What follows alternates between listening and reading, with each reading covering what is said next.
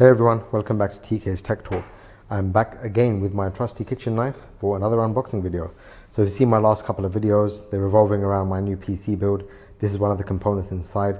I've decided to unbox the components separately just to make it easier for people to search for a particular component if they're looking for it. I doubt many people will be looking for this in 2021 considering it came out, I believe, in April 2017 or something like that. So it's nearly 4 years old.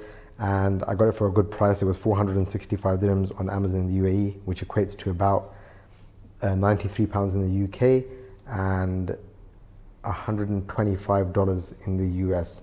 So it is an old card. One thing I have seen though, and like I explained in my video, is that I didn't really need a graphics card, and because this was a decent price and it's able to do some 1080p gaming, I only have 1080p monitors.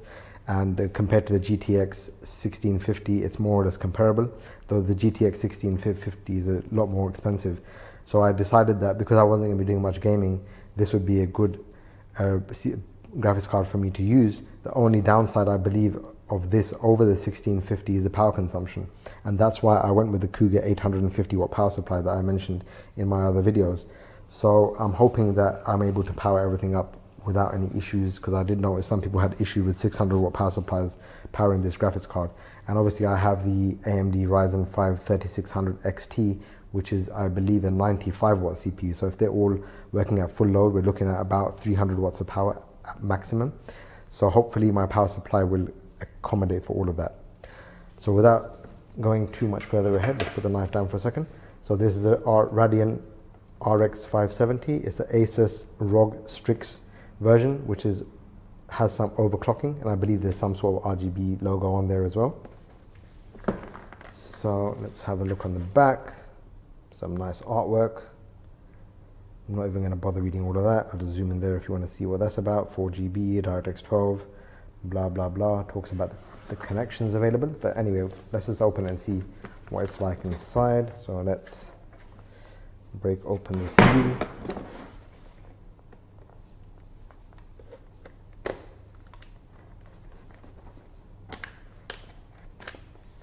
That's done. Don't need the knife anymore. Safely put that away. And let's open up the box. Nice black foam.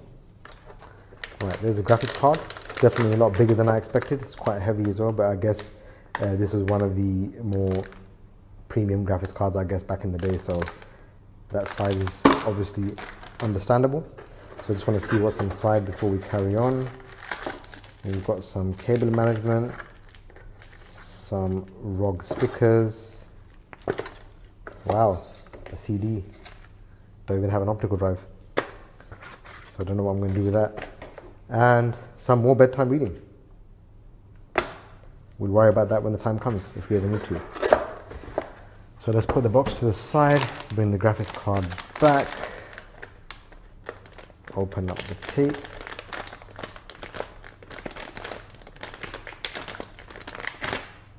Oops, didn't do that too well, did I? There we go, that's off.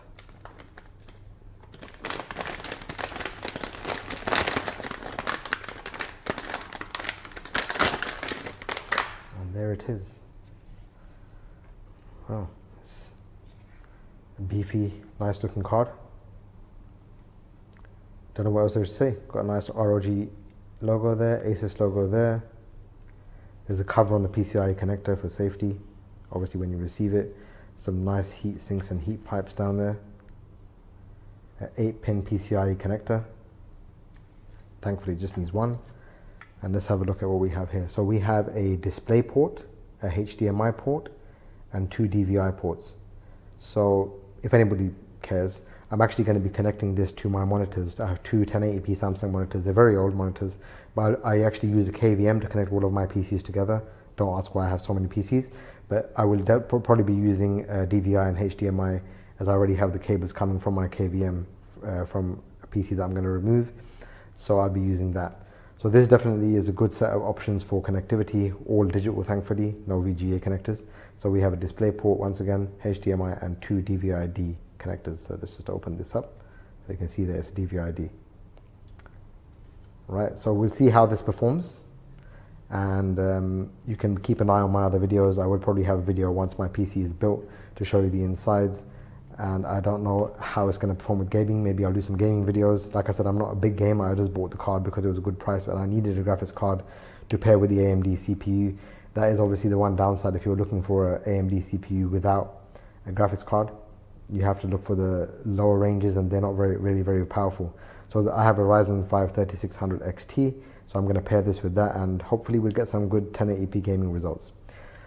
So that's it for this video. Please feel free to like and subscribe and keep your eyes peeled for the other unboxing videos to follow. Thanks for watching and see you in the next one.